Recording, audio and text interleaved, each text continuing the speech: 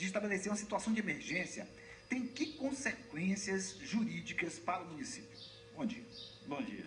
O decreto de emergência ele visa constatar, caracterizar, delimitar e reconhecer uma situação de emergência pelo qual se encontra o município e pode ocasionar prejuízos à continuidade de serviços públicos essenciais, como também já prejuízos causados por questões de calamidade pública. É necessário que haja uma justificativa que já está prevista em lei. Os órgãos de controle, como o Tribunal de Contas, as procuradorias, o Ministério Público, as próprias procuradorias jurídicas, devem ter o cuidado na hora da edição do decreto, porque o decreto ele deve ser bem fundamentado com base na lei, para que as consequências jurídicas que dele advenham não ocasionem prejuízos ao gestor, como contas reprovadas, como já aconteceu aqui, inclusive, na nossa região.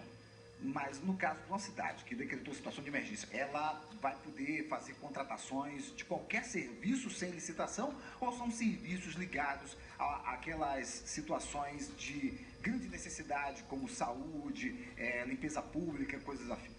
A administração pública ela pode realizar contratação direta por dispensa de licitação. O próprio decreto tem que delimitar quais são as situações de emergência que o município se encontra e, com base nessas situações, ser bem fundamentado esse processo de licitação, com base na dispensa, para que o gestor possa fazer a contratação direta sem prejuízo de suas contas.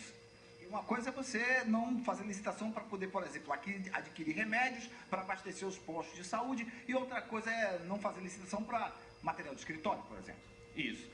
A situação de emergência ela tem que estar bem caracterizada, bem fundamentada, a fim de que permita essa contratação direta. Inclusive, esse é o entendimento de alguns colegas nossos, a situação de emergência, inclusive, teria que ser previamente detectada por um processo administrativo, em que a gente verificasse a situação de emergência, para, a partir desse processo administrativo, o decreto ser baixado com base nesse fundamento.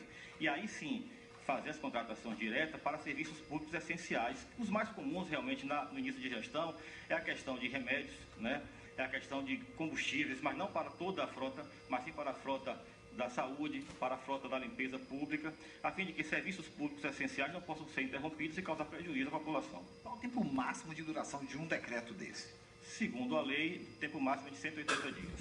Também vai facilitar a liberação de recursos federais, recursos estaduais? Essa é uma outra consequência também do decreto de emergência, é facilitar a captação de recursos com a diminuição das exigências legais. Doutor, muito obrigado por esses esclarecimentos. Nós voltamos ao estúdio. E atenção, motoristas que fazem